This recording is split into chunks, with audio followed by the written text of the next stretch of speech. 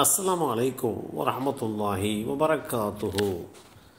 அல்லாஹுடைய தூதர் ஸல்லல்லாஹு அலைஹி வஸல்லம் ஓர் அருட்கொடை. நபி ஸல்லல்லாஹு அலைஹி வஸல்லம் அவர்கள் கூறினார்கள், நான் அருளாக அனுப்பப்பட்டுள்ளேன்.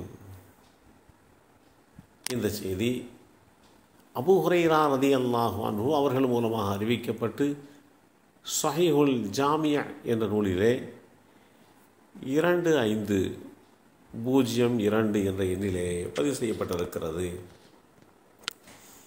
அல்லாஹுடைய தூதர் ஸல்லல்லாஹு அலைஹி வஸல்லம் அவர்கள் மார்க்கம், உலகம் இரண்டுக்கும் அருளாக இருக்கிறார்கள். மார்க்கத்துடைய விஷயத்திலே அருட்கொடை என்பது மக்காவாசிகள் நீண்ட நாட்கள் அல்லாஹுடைய தூதர் இல்லாத காரணத்தால் பெரும் வழிகேட்டில் இருந்த நேரத்தில் அல்லாஹு தாலா முஹம்மது ஸல்லல்லாஹு அலைஹி வஸல்லம் அவர்களை தன்னுடைய தூதராக அனுப்பி அந்த குறையை தீர்த்து வைத்தான். அவர்களை இஸ்லாத்தின் பக்கம் இணையச் செய்தான். நபி ஸல்லல்லாஹு அலைஹி வஸல்லம் அவர்களிடம், நீங்கள் இணை வைப்பாளர்களுக்கு எதிராக பிரார்த்தனை செய்யக்கூடாதா என்று கேட்கப்பட்ட போது, நான் அருட்கொடையாகவே அனுப்பப்பட்டுள்ளேன்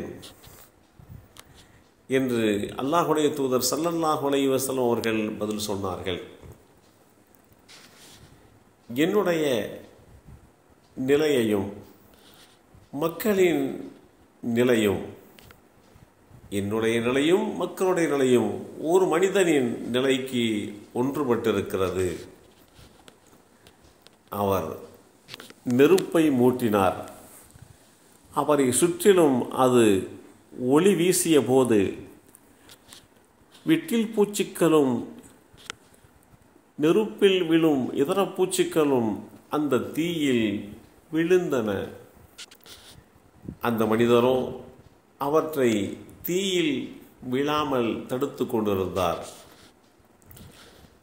ஆனால் அவை அவரையும் மீறி தீயில் விழுந்தன. இவ்வாறுதான் நரகத்தில் விழுவதிலே இருந்து உங்களை தடுக்க உங்களின் இடுப்புக்களை நான் பிடித்து கொண்டிருக்கிறேன். ஆனால் நீங்களோ என்னையும் மீறி நரகத்தில் நுழைந்து கொண்டிருக்கிறீர்கள் என்று குறிப்பிட்ட இந்த செய்தி ஸஹீஹுல் புகாரியிலே 6483 என்ற எண்ணிலே பதிவு செய்யப்பட்டிருக்கிறது.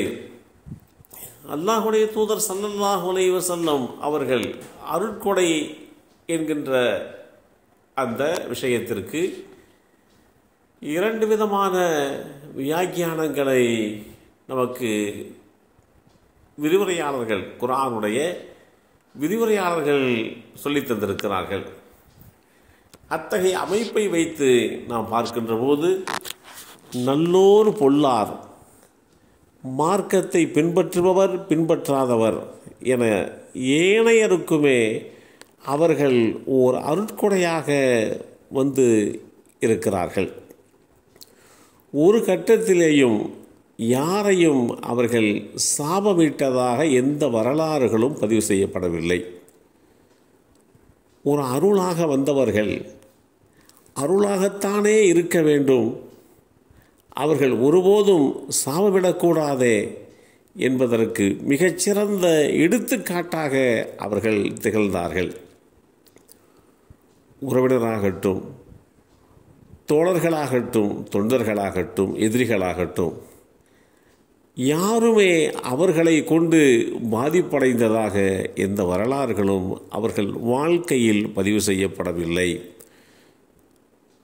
ஒரு அருளாக இறக்கப்பட்டவர்கள் எப்படி இந்த உலகத்திற்கு அருளாக இருக்க வேண்டுமோ அப்படியே அவர்களுடைய நிலைப்பாட்டை அல்லாஹ் அமைத்து கொடுத்தான். எல்லாம் வல்ல அல்லாஹு தஆலா அவர்களுடைய உண்மைத்தன்மையை புரிந்து கொள்கின்ற வாக்கியத்தை அல்லாஹ் நமக்கும் நம் சந்ததிகளுக்கும் வழங்கி அனுமதிவானாக. அஸ்ஸலாமு அலைக்கும் வரஹ்மத்துல்லாஹி வபரகாத்துஹு.